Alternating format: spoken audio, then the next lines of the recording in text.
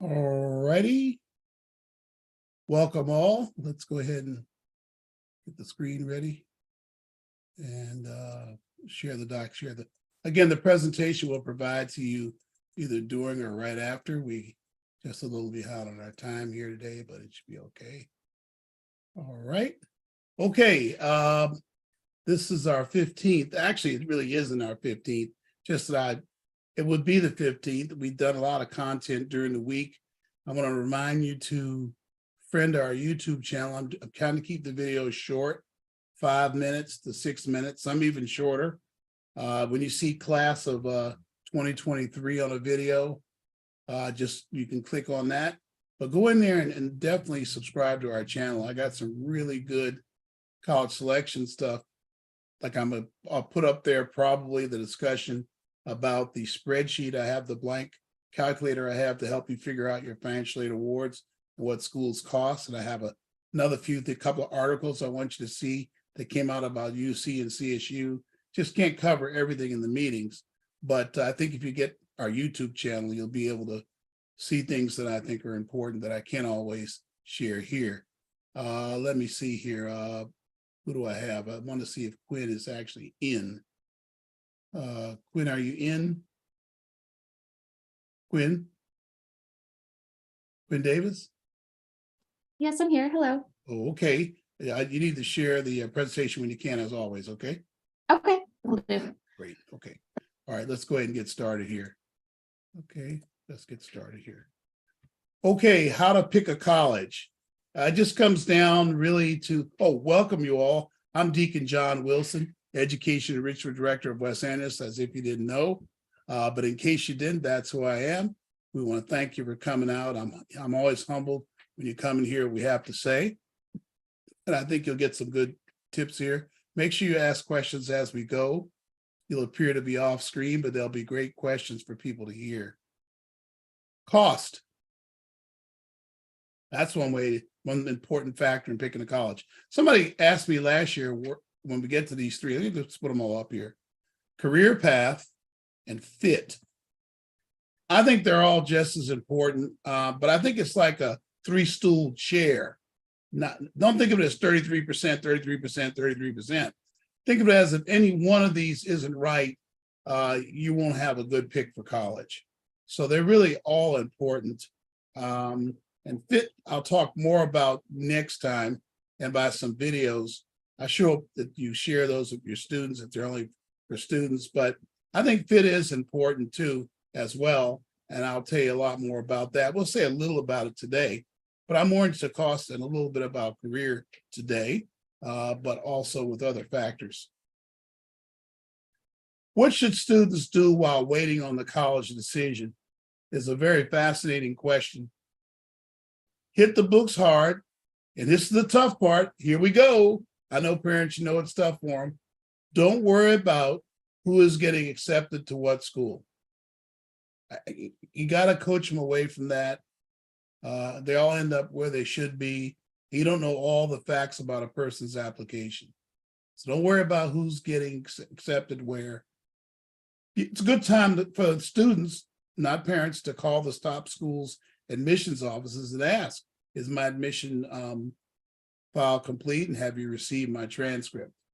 This is the time of year if you can get those things in late, it won't affect when the decision is made, although a lot of colleges have begun making their decisions.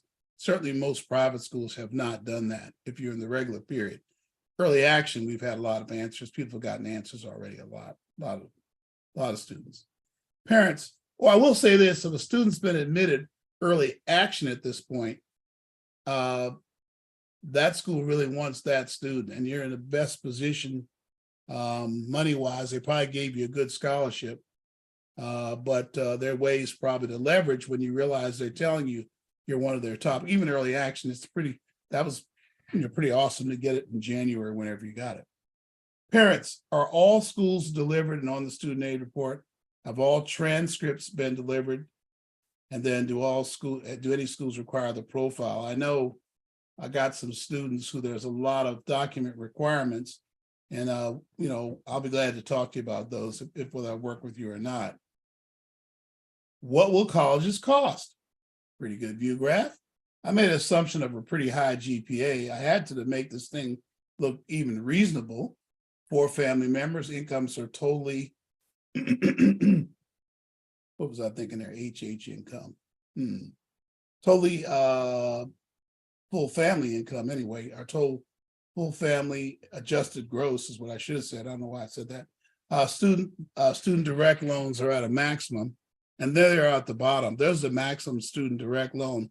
A lot of you might say, well, I don't really want them to have loans, and that's fine. You just make sure you increase what you owe for the school by those amounts, because the colleges are going to award those regardless. That's seen as a given. Colleges will award each year those amounts of direct student loans. Now, how do you read this table? Here are the incomes in the red above, right? And down below is the window of how much you're going to owe for the schools. The biggest window is private. Even if a family didn't make much, they could owe $45,000 a year on a school. So it's really serious business to know what a school costs and be able to figure it out. And a lot of times that dashes people's, hopes about a school when they see that. But that's just the state of things right now with private colleges. So like take the CSU here for 0 to 40,000, there'll be $900 to $3,000 a year. So you got to have a really good reason if your income is in that range to go outside when it's so low. Even 40,000 to 55, it could be a low of 3,000 up to 9,000 a year. When you consider private schools could be 5 and 6 times, 7 times that amount. 55,000, there's the window there. And above 75, there's the window there. Just to give you a rough idea of what you'll owe for college. I think it's a pretty reliable table here.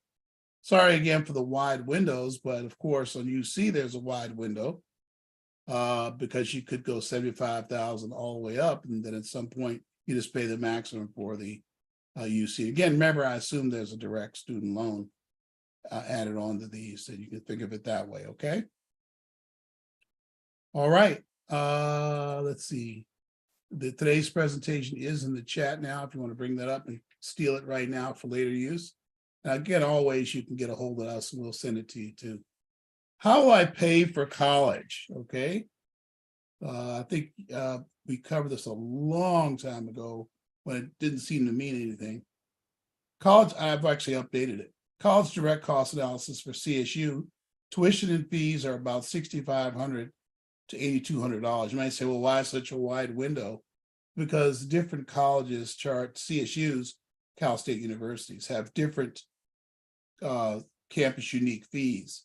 When you take San Diego State or some of the other CSUs, it's going to be $8,000 in student and a campus unique fees, whereas Long Beach and Bakersfield, they don't really have a large amount of campus unique fees.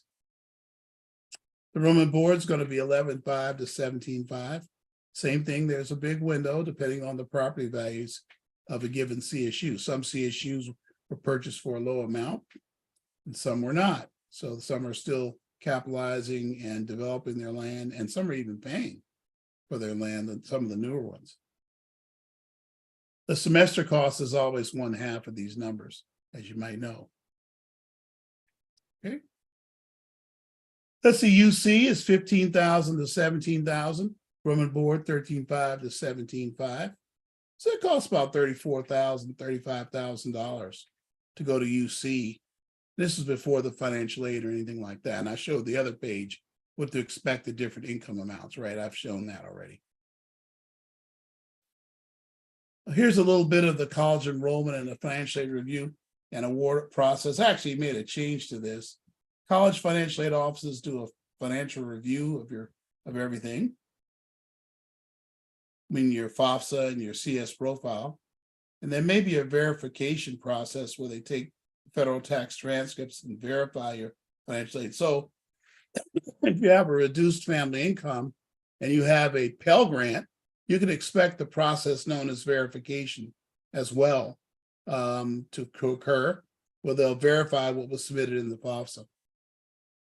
Then you'll get a financial aid award. And sometimes, I'd say most times, there's no review of the FAFSA because you don't have a Pell Grant. You have a financial aid award. And in some cases, there's a CS profile and another financial aid review process. which involves uploading of the tax return. And then the financial aid award is generated from that. Okay. Additional advice, go ahead and call and order your federal income tax transcript and put it away when you get it. It'll come in 5 days. You order it at the number I have there, and you order the 2021 federal income tax transcript. It's not the tax form, it's the tax transcript, in case that you're asked to do a verification late in the process. I've seen them do it with higher income people, and they're stuck and they can't get the loans they needed, the low interest loan, because they didn't finish verification. So you might want to get that transcript and put it aside. They'll mail it to you in no time. Just listen to the recordings when you call there. It'll be mailed in 5 to 7 days. They're pretty good about that. Be sure to order your tax transcript and not the account transcript. Just listen carefully to the recorded message. If you file a CS profile, watch the student's email for additional requirements, uploading of the returns and W-2s, and the non-custodial parent CSS. By the way, there's 2 people, I think one of them's here actually, on waivers. It's a slightly different process. I had to apply for the waiver first, and I did it for you on your behalf. I got some back. I got 2 back, 1 back on Friday. I'm expecting 1 tomorrow. So I'll submit those. I probably have to talk to you about it first before I submit it though. Important financial aid definitions. What is financial aid? I think we covered this before. It's the loans, right? The student direct loan and the parent loan. And then you have Pell Grant, work study, institutional based need grants, institutional merit, athletic, artistic awards. And that's free money. That actually is free money.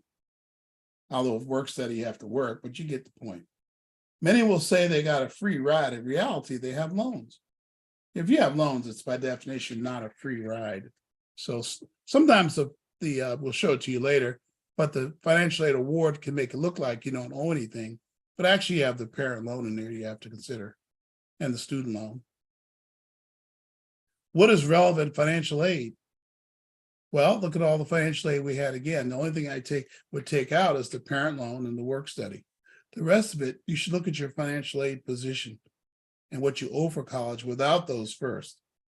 Again, I don't think people could ever see this too much, but I think you should include those items that remain that you're going to count for the financial aid. Students should not plan to work the first year of college. I don't think that's why I struck out the work study. I have another more explanation for why I don't include work study. A lot of you feel they should work, and you can work, but it's not that much money they're going to be able to work for in work study. It's like $8 an hour. I know what you're thinking. How can it be below the minimum wage? Hey, actually, I've wondered that too. How can it be below the minimum? But it's way below even the federal minimum wage. So they're not making that much. And in return, well, let's go ahead and look at these. It's so small, it's more useful. It's more useful. It's just spending money. It's not going to go toward the bill.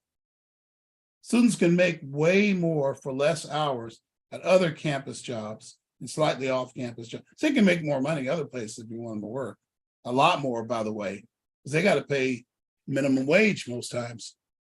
EEP does not, however, recommend students work their first semester. They should be socializing, getting to know people, getting familiar with their campus, and getting ready for next year when they have to find their own roommate. But they're always off campus working, and I've seen this. They don't connect with their campus and they want to come home a lot of times. Priority is to meet lots of students. Some will be your future roommate. The more time you can bond with the campus the first year, the more likely you are to finish college. And I know you think most people finish college, but it's not true. Half of all students do not finish college. On our program, it's high, it's in the 80s. But it's not 100%. And it's probably in the 80s because of things like that I'm saying in the last bullet. That the priority is to meet lots of students. Okay. Other decisions. What is direct cost? Other definition, excuse me. College fixed costs that are on the bill are a fixed cost. Is tuition and mandatory fees, like housing, room and board. Tuition, mandatory fees, housing, room and board are called direct costs. They're on the bill. Health insurance, if you elect for the school to provide it, will be on the bill. What is indirect cost? Books, travel, spending money, you get it. Everything else is stuff you pull out of your pocket to pay. And they're the indirect costs of college. Or you could call them controllable expenses. For example, even books are controllable. If you register for your classes on time, you can get used books or lend out books from the library or get around if there's a book that costs a huge amount of money. And that's just one example of how it's controllable. Travel, because how many times you come home is controllable. You come home every other week, then you're increasing the indirect cost. Spending money, if you can keep your spending down, it's not very high, but it is an indirect cost. Your technology, your laptop, and different other technologies you need for class. Now, these can be paid by third-party scholarships. This is where I like to see students looking for scholarships. One of the videos I'm going to post this week is a short video. I'm going to try to get it under 5 minutes about how to look for scholarships. I think that's pretty important. But scholarships usually go to pay for indirect costs, it turns out. What is EFC? I'll just run through this. Expected family contribution. It's printed in the upright corner of the FAFSA. What does it mean? A lot of people think it's the financial aid award, but financial aid awards are given out by colleges, not by the government. It's not actually what the universities make you pay either. You can determine what that will be from the financial aid award for each university. More on that in a minute. Most universities review your EFC to assist them in determining how much need-based you do get if they award them. Many universities will not award need-based grants. All universities use it to determine how much public aid you receive. Federal loans, Pell Grant, work study, Cal Grant, university grants, those are all state forms of public, meaning state or federal aid. That's directly determined from the EFC. Other general information, the lower the EFC, the more need-based aid for which a student is eligible. When it's equal to 0 or under 1,000, the federal aid plus the state aid will cover 90 to 98% of the direct cost. Even when the EFC is 0, most private colleges expect a payment of $9,000 a year. You can see the chart from the beginning where I gave the exact window there. For most private colleges, EFC is mostly totally ignored when the income is greater than $60,000. Again, what will you owe for college? It's the direct student loan, the institutional grants and scholarships. They make up the relevant financial aid. And that relevant aid minus the direct costs, that's what you're going to pay for college. If it's negative, that's what you owe for college. You didn't have enough money to offset it. If it's positive in rare cases, that's your refund. That happens for reduced income students. When you're under $40,000, that comes up sometimes, but not all the time. Here's a award back from 2022 to 23, just to give you an idea of how to incorporate that. This student at ABC University that had direct loans and subsidized loans and all the other financial aid added up to $22,598 or 97 per semester. And that's the financial aid. Now, the relevant financial aid, I think you'll see in a moment, is, I think it's on the next page. Okay. You're going to deduct the federal direct parent loan, and you're going to deduct the work study. That's $9,000 deducted. So really, it's more like $13,000, per semester, $13,598 per semester, which still in this case does cover the cost of college. In this case, you see it was $12,290 over here, and you can work the numbers out over here if you want.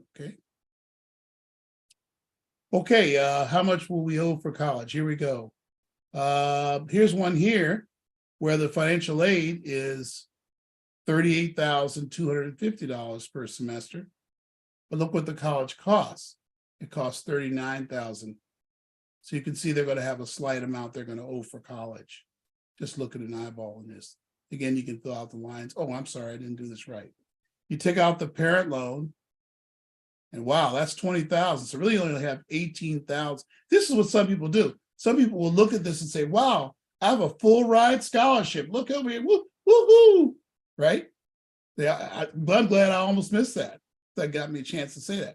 Well, you're going to take out this $20,000 per semester in direct loan. When you do that, you're only getting about 18,000 per semester. You can see you're going to owe a pretty good amount of money for college. Something like 40,000 for this school.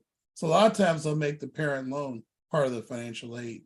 So here's a student that got a $10,000 trustee scholarship, actually 20,000, right? 10,000 a semester, and 12,000 a year, 32,000 in grants and scholarships, but it's still going to owe 40,000 a year because the school is almost 80,000 to go to. And we have several schools that are almost 80,000 this year. I've seen at least 15 or 20. Some of the schools you may be applying to. Hopefully you'll have enough financial aid on the left side to cover that cost of the school. This is, again, keep this presentation and pull it out when you're trying to figure out what schools cost. One of the videos I'm going to do this week is going to be a repeat video on how to use our spreadsheet, our blank spreadsheet we have for parents to figure out what you owe for college. I hope you get to see that video. Again, you can email me. I'll send it to you separately as well. Well, why do we have loans for college? You might say, well, because there's not enough financial aid. That's true, but let's see how it works and why that happens. So we have the tuition and fees and room and board, which I told you is direct cost. This is need-based. Then we have need-based and state grants plus merit scholarships. It's considerably less than the direct cost. So that's why you have loans. So there's the tuition and fees and room and board. Here we have Cal Grant, Pell Grant, Cal Grant, University Grant, merit scholarships. This is free money. But then there's this little spot here, which has to be covered by money out of your pocket plus loans. Money out of your pocket plus loans. All right. That's why we have loans, because this amount in red here isn't enough to cover. Used to be when we went to school back in the day when I went, which is ancient times, this red seemed to cover more. But loans have, and those loans could be a parent loan, even though the student direct loan is limited. The parent loan is included in this loan value over here. Loan example 1, HBCU. GPA up to 3.5, income greater than 50,000. This is kind of what it looks like. You're going to pay loans for college. You're going to pretty much be taking out loans to pay for your school. And that's not only HBCU. I should have put up there HBCU in most private schools. Many private schools, sorry, do not do any, kind of institutional granting. Even if you're 55,000, you're exposed to the cost. So in these cases, I haven't thought of saying this lately. The cost of the school is the only way for you to control the cost. Some Black schools, for example, are reduced cost. That in and of itself is a cost reduction for you. Okay. Yeah, if you get down to it, our CSUs and UC, if you make above a certain amount, you're not going to get any grants from the school. You're pretty much exposed to the cost. I think you saw that table at the beginning. Here's another loan example for students that make less than 40,000. However, you might say, all right, but if they don't have reduced income, sure, you're still going to have loans for most HBCUs, right? Because you're going to owe 35,000, 55,000 a year, and the federal grants do not fully cover it. Federal grants are the only grants you get for a private school out of state. Those federal grants don't nearly cover the total cost of school. Now, if you have a school that gives institutional grants and you had super high grades, that orange block would be way bigger.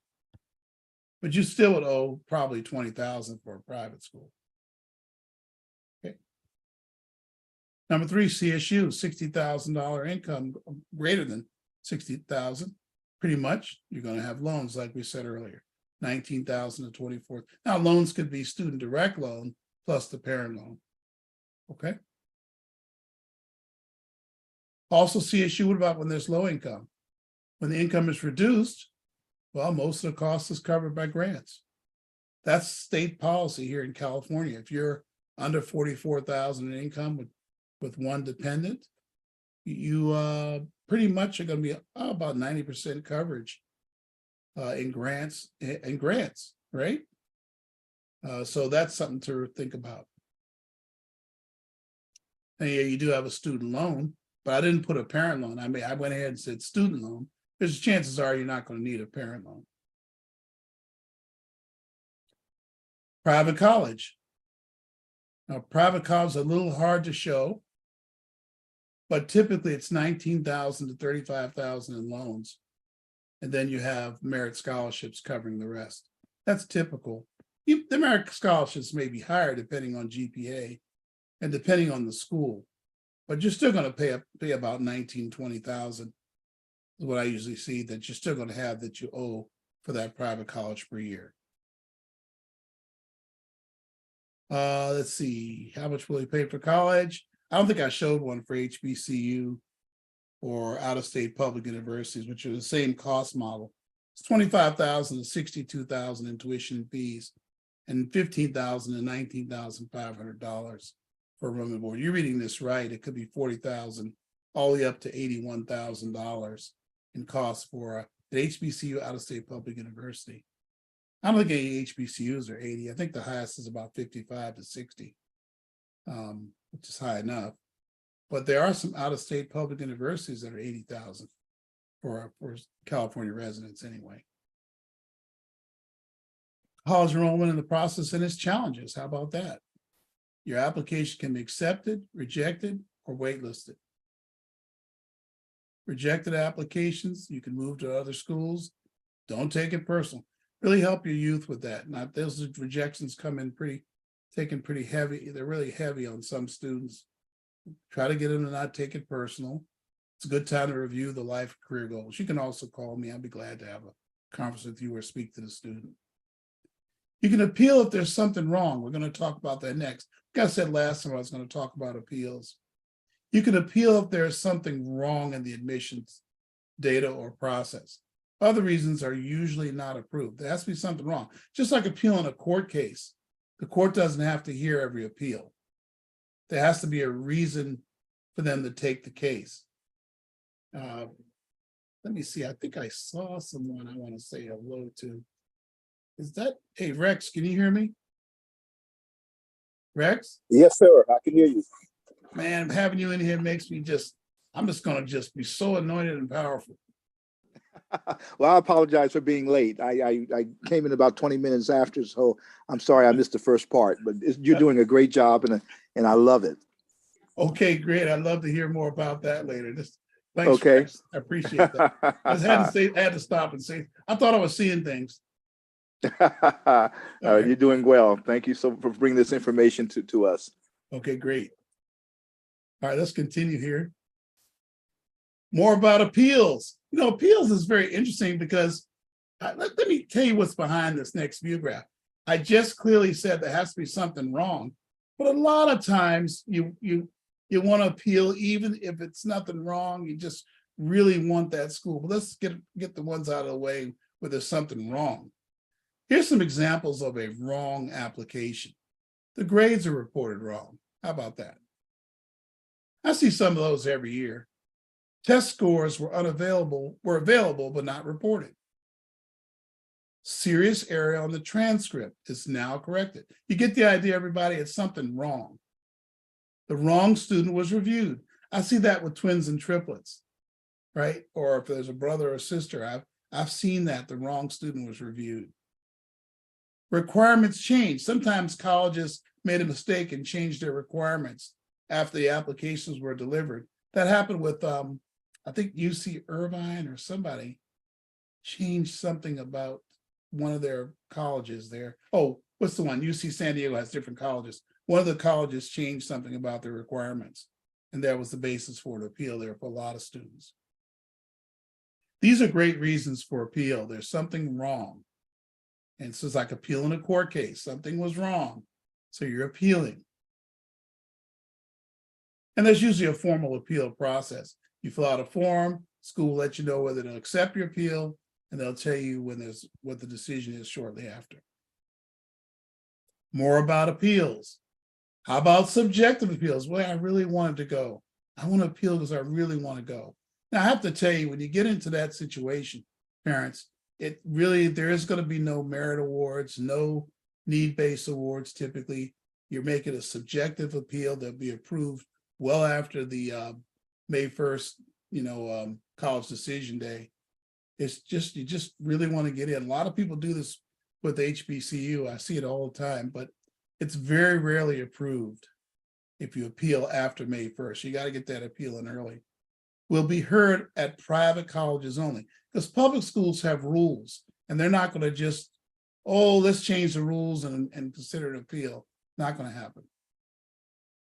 The best chance is at a school that does not, or you think will not, make their enrollment yield. Now, that's going to happen with a lot of private schools this year. You might want to check with me on that. A lot of them may not make their enrollment yield. In fact, in general, it's a big story coming up, but in general, college enrollment this year for our CSUs, UCs, and in California colleges is already down. The applications are down 12 to 15%. So we all think that means enrollment's going to be down too.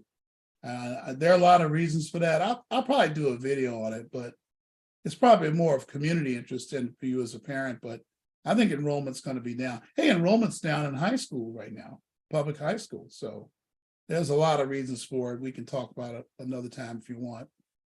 I guess I want to ask, you know what, at the end, I'm going to ask Sister Alberta, I'm going to ask you about that. Okay. I don't want to surprise you. Oh, let's see. I would like to be involved in a college decision if necessary, meaning if you want me to be. It's a family affair. Remember that. What you have here is a thing called an AND gate. Sorry, I'm an engineer. I have to do these things from time to time, even though I'm still not an engineer anymore. If you have, look at the inputs over here. I don't know if you can see my arrow or not. A 1 and a 1, you're going to get a 1. So both have to be in agreement, both inputs, before you get an output. And that would be the parents and the student have to be in agreement. And then you have a decision. You say, well, why does that need to happen? Well, the parents certainly should be involved as they're paying for it.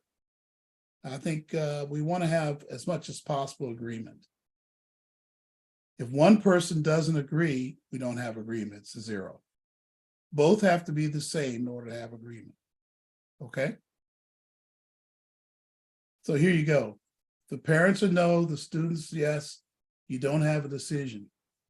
And you may have several schools like that. Maybe the other way around. The student could be no, the parents could be yes. That's where you can appeal to me. I'd love to help you out with that decision. That happens a lot, and you can involve me, and I definitely will help you with it. There are a lot of factors to consider. We'll talk about some of the factors in a minute. Here's I'll just do it here for some of them. Here's some good reasons to attend a particular college. It's affordable and cost sustainable without large debt or with an acceptable debt. That's probably more reasonable. And what's an acceptable debt, quote, will vary from house to house, right? I mean, it really does depend on the home, and the family and the budget and kind of parents' job positioning and future on their jobs, because these debts could go on for 7 to 10 years. Parents and youth agree substantially on the college. Good reason to attend a particular college. The career path is evident with other options. Just remember the Iron Man rule, right? Some of you might think that the name of the college will make the career work out, but it doesn't work out that way. It depends on how the student uses the campus. And I always tell you the reason why that I see it true. Today I'll say it this way. I probably said it different before. If you take a school that you don't think much of, like a CSU Bakersfield or a Stanislaus, and I've had some very successful students go to those schools and they're doing well in life, right? Because they knew how to use the school and the school worked out for them. I've had students go to great schools and do well too. It really depends on the student. I've had students go to schools that are known as well-known schools. They come out and they just really walk in circles for 4, 5, 6 years before they even figure out what they want to do. I've seen that happen too. So you got to be sure you have a career path evident with other options at a school before you pick it. The feel of the campus is very acceptable. I think the feels, that's that fit thing we talked about in the beginning. I think the feel is very important. There's an acceptable feel. And I think the feel of the campus is why you need to visit the school before you pick it. And, I've often said it's a funny thing, but I'm so sure that if you blindfolded me or knocked me out for, a few hours and flew me to a school, just a minute, Brother Rex, and flew me to a school with a blindfold on, I can tell you what the campus is because I can feel it. I can feel that campus. Brother Rex, go ahead. Oh, I was just reminded that my granddaughter and I had lunch about 3 weeks ago from a young lady who graduated from the University of Chicago, but she lives here in San Francisco, but was raised in Southern California. Yes. And she said she chose the University of Chicago solely. 80% of the reason was because she visited the college. She said she just fell in love with the college and she could care less about the weather. And she ended up going and graduating in 4 years. And then yesterday, Friday, we took my granddaughter to visit a campus tour of UC Berkeley. Oh, yeah. And, How'd that go? It was great. It was great. So I would recommend, even if it's a college, your youngster, your scholars may not go to as their first choice, still visit the colleges because you'll pick up information. You'll get the feel of the college campus, just a whole atmosphere of the school. And UC Berkeley is not her first choice, but she was very impressed that she would be comfortable if that was if she were able to get into UC Berkeley. It was a great tour. It was an hour and a half, and it was worth the visit. Wow, that's a very good. Hey, did you hear what he said there? He said a lot of things very good, very well, very important. But one I picked up on was even if the school is freezing cold, and it's, oh my God, I can never go to cold school. But if there's a fit, you can't stop it. You can't stop it. And that explains why I have kids in schools they didn't think they would like. They go visit and go, you know what? I'm going here. So we'll have a little bit to say about that. And then there's the other nice comforts.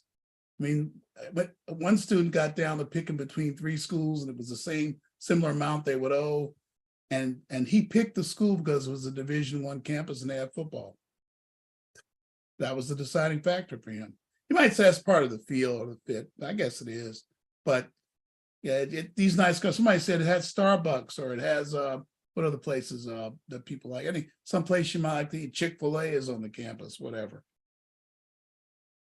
The college decision part 1, I have a 4-part thing here. I think you'll get a lot out of this.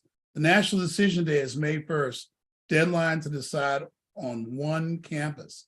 I wouldn't do multiple deposits. If you do, I always ask you, when will you stop? I'll talk about that some other time. Maybe I think I can revive a video on it, but I think I'll talk about it next time. It'll be closer to the decision day. Please decide by or after, I said or after April 1st, but by April 20th, due to the social distancing that some campuses still have. They're still operating under social distancing policies in many of our campuses, so it's more expensive. And some of the good housing is not as plenty. And so the moral here is try to decide by April 20th, okay?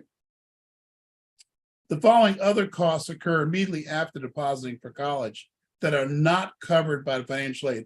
I'll have more to say about these our next session. Housing deposit, parent and youth orientation deposits, they're usually mandatory. Air travel and other costs. You need to start thinking about these things that are going to occur right after you accept admission to the college. It's good to think about those now in March and make it part of the decision criteria. Because some schools you're going to owe $800, $900, I think it's $1,000 for some of these Eastern schools right after you accept admission. And if that's not something you're ready to do, that's a problem. They can't hold that spot for you. But the good thing about those big deposit schools is they usually covers everything, the orientation, the housing, a lot of stuff, and they won't bug you about a bill for school until you get into actually attending. They'll show you the bill, but they won't bug you. Here are the things you need to address prior to deciding on a college. The actual cost of the college, not the amount of the merit scholarships awarded by the college. You know, people go, oh, wow, they gave me $30,000. But if the school's 80, you still have 50 to deal with, okay?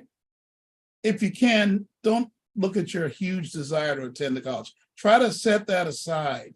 But that's why they give you those big scholarships up front, to make you think about that, but then settle out and maybe wait a couple of days and figure out what it really will cost. that's the importance of that, which I'm going to send you, that spreadsheet calculator to figure out what you owe for college.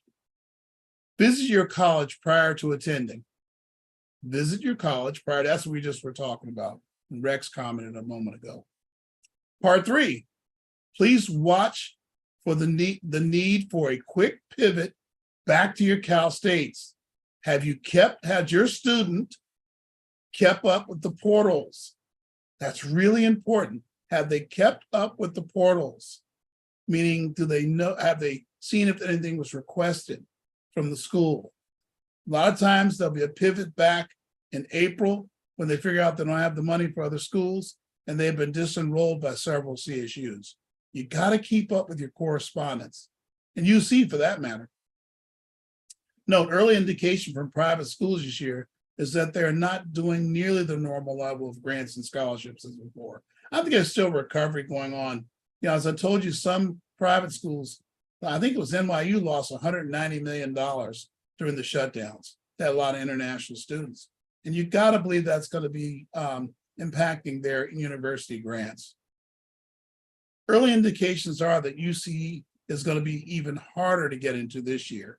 I mean, last year was pretty hard. Remember, they don't have the SAT scores. I've talked about that before, about how that's making it problematic. People inside UC, good friends I have in there, are telling me it's very difficult. They used to have the SAT scores.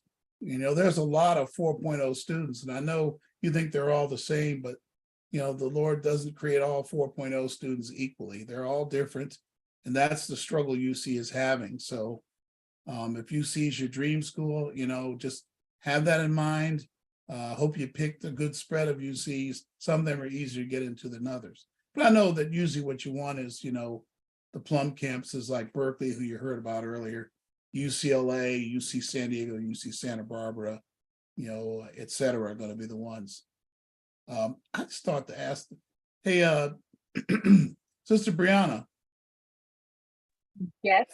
Did you get into UC San Diego? I don't want to put you on blast, but did you? No problem. No, I actually did not apply to any UCs when I was applying for undergrad. I wish I did, but no, I didn't, because I didn't apply. Wow, I thought being in San Diego, never mind. Well, Well, San Diego State was my college, but you know, because that's like the most popular college in San Diego, to be honest. So UC San Diego was a great campus. oh, okay, got you. All right, that's popped in my mind to ask you. Please await all college decisions first. Check your CSU portals. I think you should wait. Don't decide too early. Be sure all financial aid documents are updated and submitted. The college list, it's a good time to check your college list against your FAFSA. Need help, let me know. Be sure you have a career path at a school of choice. Talked about that earlier.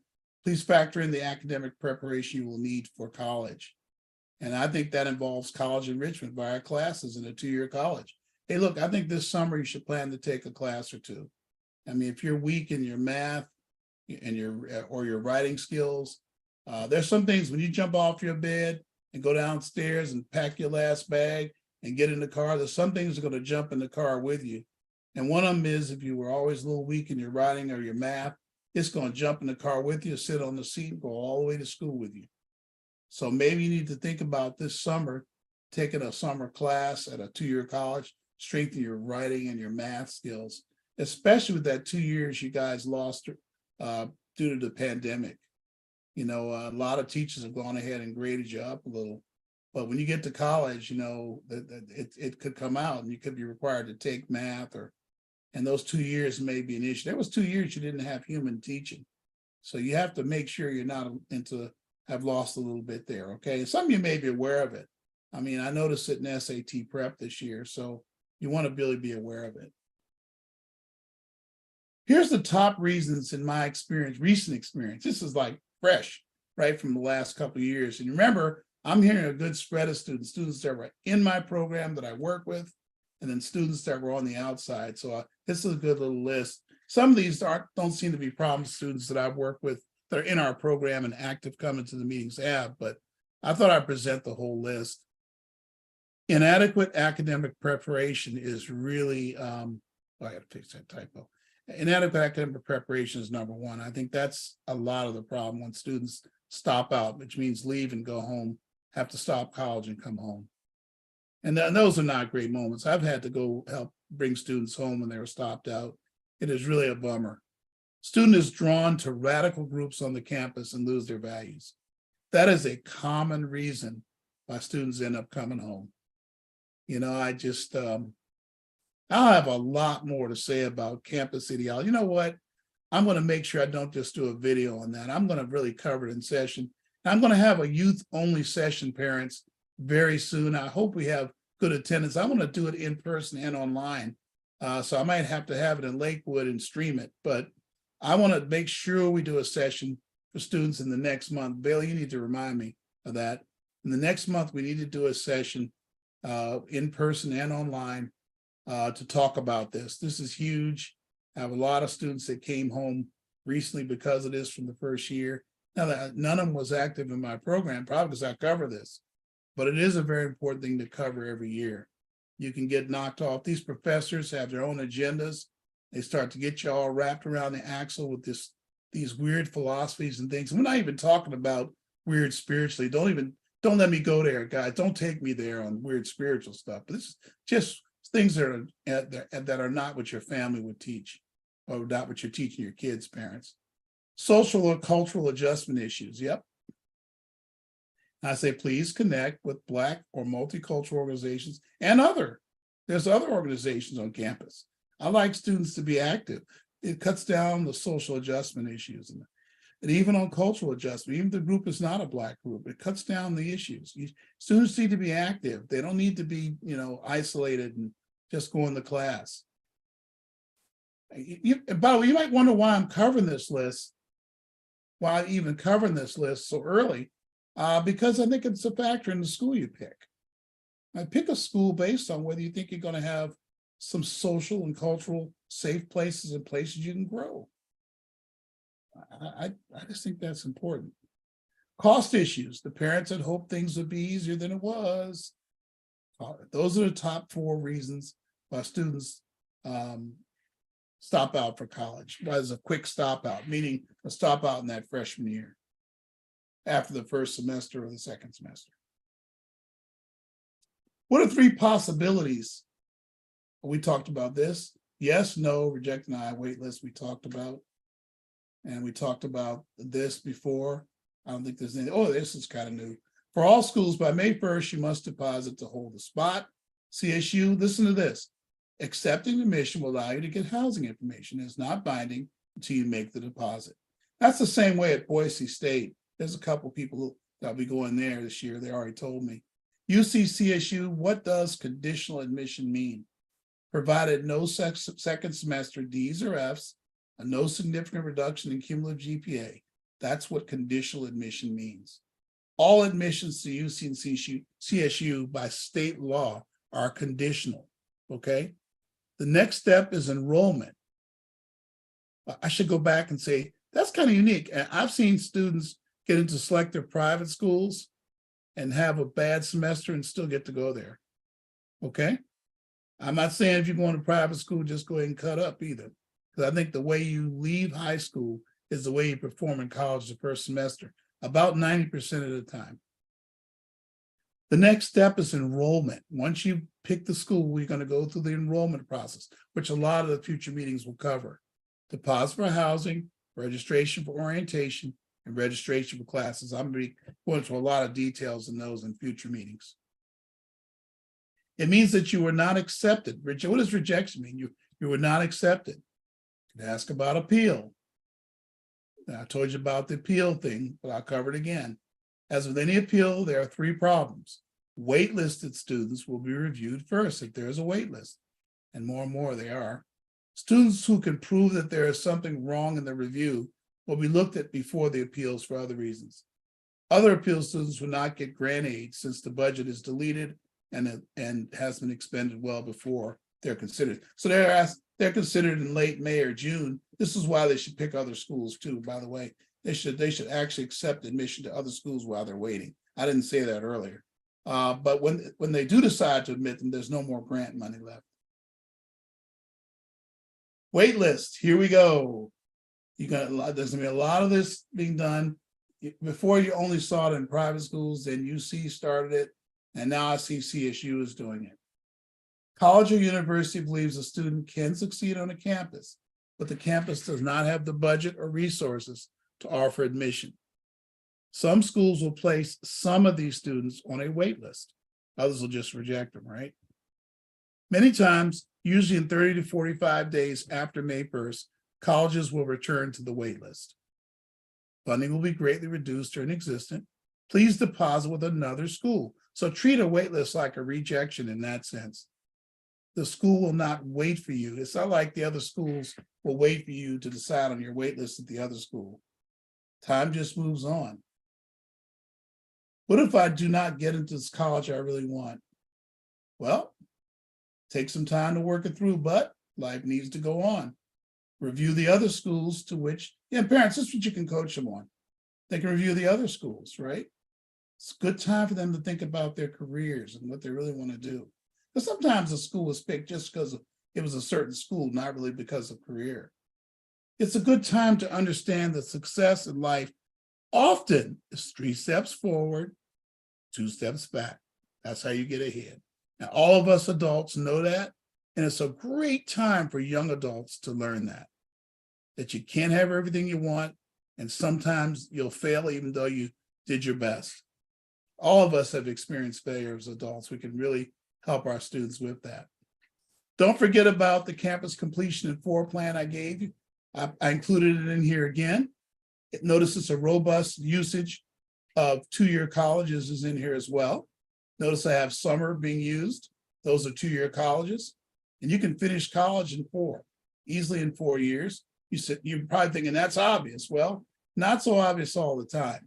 Here's a completion in 3 plan right here. I think in this completion in 4 plan, you really finish actually in the spring, but that's okay. The completion in 3 plan, again, using the summers, you can finish in 3 years as well, depending on how many credits you take during the school years as well. All right. Okay, that's today's presentation. I wanted to try to keep these short. I'll take questions, of course, and from anyone